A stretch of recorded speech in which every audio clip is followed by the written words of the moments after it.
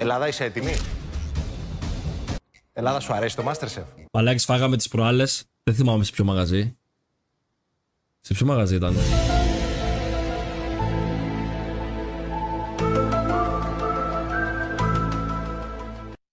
Τέλος πάντων, σε αυτό που πήγαμε τέλος πάντων στο τέτοιο για το... Βγήκαμε με τα παιδιά και πήραμε μαλάκες παρσέτες με ανανά. Τι?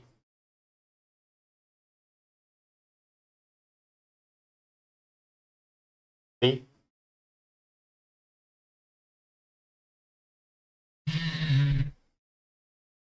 Τι? Παρσέτες με ανανά. Άκου το μαλάκα τον άντρα, ρε! Παρσέτες με ανανά. Σταμάτα! Άλλο γιος. Τι γίνεται, ρε παιδιά? Με σως ανανά. Όχι, ήταν τύπου σως και ήταν και ταυτόχρονα και κομμάτια ανανά, ξέρω εγώ, να τα συνδέσει μαζί. Τι είναι αυτό, ρε! Τι είναι αυτό, ρε!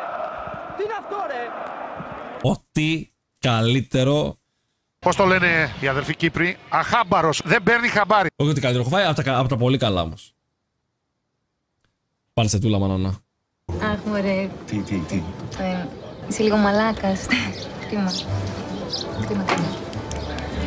Ρε μαλάκα, θα πας λέει σε ταβέρνα και θα φας λέει μπάμιξ και φασολάκια. Εντάξει, μπορεί να τα φας ρε μπρο για τη μέση, ξέρω εγώ.